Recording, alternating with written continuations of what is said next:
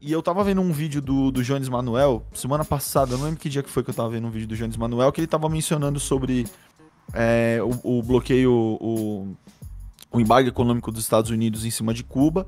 E ele explicou, ele deu uma aula sobre qual que era o impacto disso, focando na economia. E é uma coisa que eu demorei muito tempo para entender, que eu tô entendendo agora recentemente, que é o quão importante é aqui a gente debatendo modelos sociais, econômicos e como organizar uma luta, o quão importante é a gente entender de economia.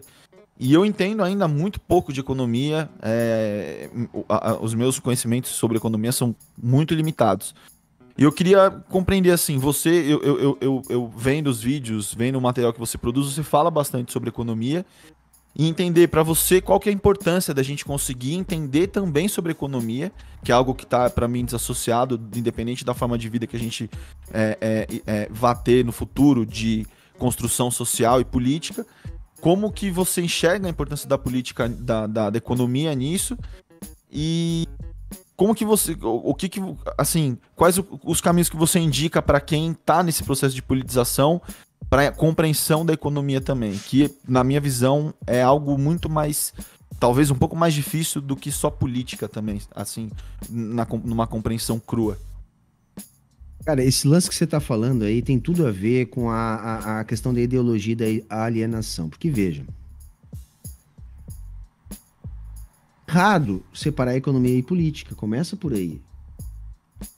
Até a época que o Marx viveu, né, século XIX, não existiam duas ciências, você tinha economia e política.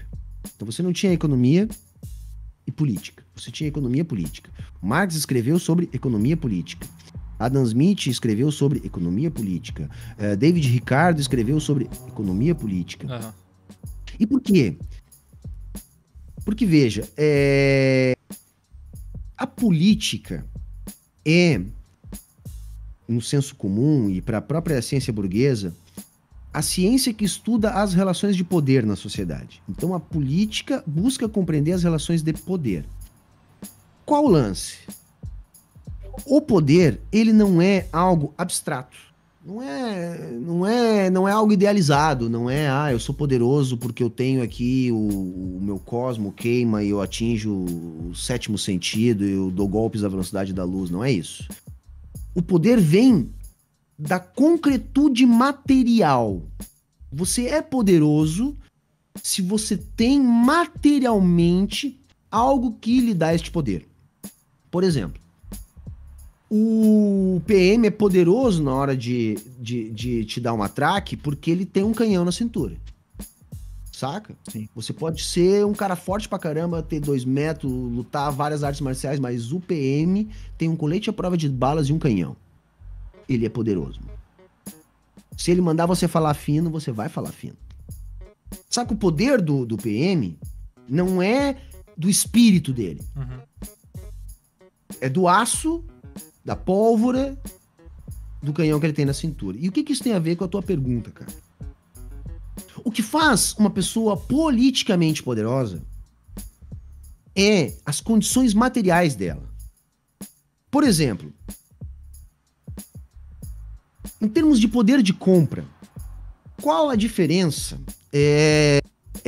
do, sei lá, do Neymar e do Jeff Bezos? Você acha que o Neymar não consegue comprar alguma coisa que o Jeff Bezos compra? Talvez o Neymar não consiga construir uma nave espacial, mas isso é bobagem, o Neymar não quer fazer isso. Mas se o Neymar quiser uma Ferrari, ele compra. Se ele quiser 2, ele compra. Se ele quiser 10, ele compra. Então, por que as pessoas, mesmo quando já conseguem comprar tudo, tipo o Neymar, continuam juntando dinheiro para ter tanto dinheiro quanto o Jeff Bezos?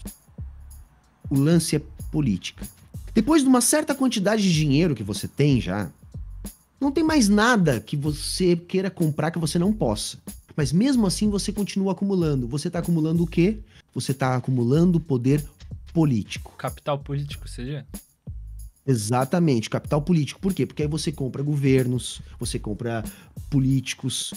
Mas se o cara ganha $1 milhão por mês, 5 milhões de dólares, ou 5 milhões de reais por mês, cara, para esse cara gastar 2 milhões de reais por mês comprando o senador, nada. Aí ele compra 30 senadores lá dos 80. Se ele comprar 30, aí vamos supor que ele tem uma mineradora. A Vale, que foi privatizada. Pra que eu vou pagar uma puta de uma multa por causa do desastre de Brumadinho?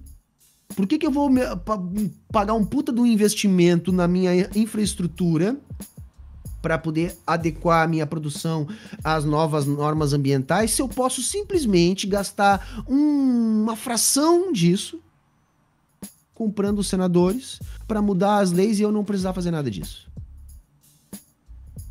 Saca? Por que o Jeff Bezos vai precisar investir em dar melhores condições dos seus funcionários trabalhar, se ele pode gastar muito menos comprando os senadores dos Estados Unidos lá para flexibilizar as leis trabalhistas e ele não precisar dar melhores condições de trabalho para os seus funcionários? Vou pagar multa, né? É só poder mais barato, tipo os bagulhos assim.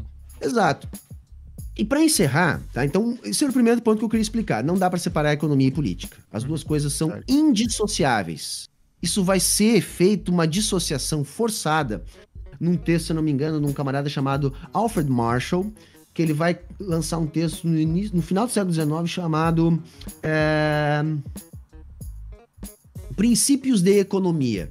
É a primeira vez que se fala em economia e não em economia política. Só que ali você já tem a ideologia burguesa tentando fazer da economia uma ciência neutra.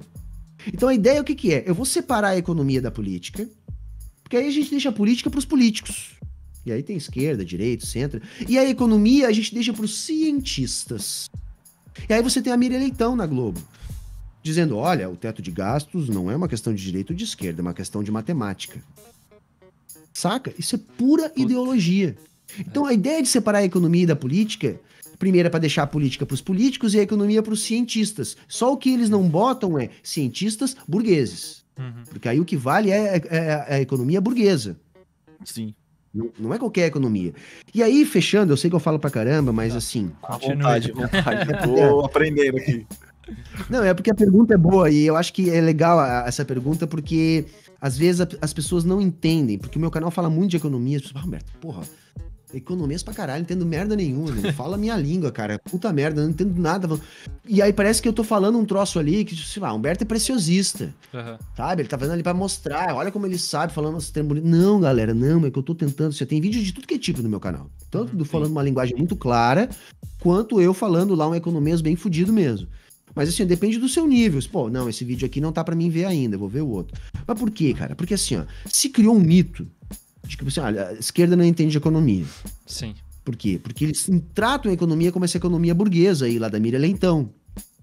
Aí eu comecei a estudar essas paradas pra mostrar que primeiro é mentira, a gente entende isso aí sim também. E a gente tem que entender desse discurso até pra poder desmistificar esse discurso no campo deles também. E outra coisa... Historicamente, quem entende de economia é a esquerda. A galera não sabe, não se liga, mas assim, o Marx nunca escreveu sobre o comunismo. Escreveu ali, tem o Manifesto Comunista, a crítica do programa de Gotha, ele tem um pouco mais especificado as coisas, enfim. Mas a grande obra do Marx, O Capital, ele tá escrevendo sobre o estudo que ele fez a respeito do capitalismo. Marx foi o maior estudioso da história do capitalismo. Marx era materialista, moçada. O comunismo é uma ideia, é uma conclusão. É uma conclusão. O Marx não poderia explicar o comunismo porque o Marx só explicava o que existia. Ele era um materialista. Então ele explicou, na verdade, o capitalismo. Mas ao entender o capitalismo, Marx entendeu o capitalismo melhor que qualquer um até hoje. Ele estudou aquilo muito e disse, porra, essa merda não tem como dar certo. Porque ela depende de uma contradição, que é a expansão para sempre, sendo que a realidade é finita. E outra depende da exploração. Então, como é que tu vai conjugar liberdade e exploração ao mesmo tempo e crescimento infinito numa realidade finita? Aí o Marx olhou para aquilo e disse, porra, dá merda, isso aqui não tem, isso aqui tá condenado a dar merda, nós vamos fazer o quê? Isso aqui vai gerar uma puta de uma concentração de riqueza, um monte de guerra, uma produtividade do caralho que vai ficar centralizada uma riqueza na mão de meia dúzia e nós vamos acabar com o planeta. Foi isso que o Marx disse, e ele tá rigorosamente certo. Aí ele diz, olha, só tem uma coisa que a gente pode fazer. Ou vai acontecer isso, ou a gente vai interferir nisso para acabar com isso e produzir uma coisa que não dependa da propriedade privada, que ele chamou de comunismo científico. Mas saca, não tem como ele ter dito como seria o comunismo, e por isso tem tanto debate, a China é comunista, não é comunista, a União Soviética foi comunismo. Por quê? Porque o Marx não disse, e nem poderia dizer, e nem se propôs a dizer. Não, a única coisa que ele disse, olha, o capitalismo é o que existe, eu estudei isso aqui. Então ele estudou, e é um estudo de economia política. O Marx desenvolve uma teoria do valor. Saca? Marx dá as bases para aquilo que depois nós vamos conhecer como a teoria marxista da dependência. Então ele explica o mundo a partir da lógica da economia, mas a economia política, não a economia burguesa.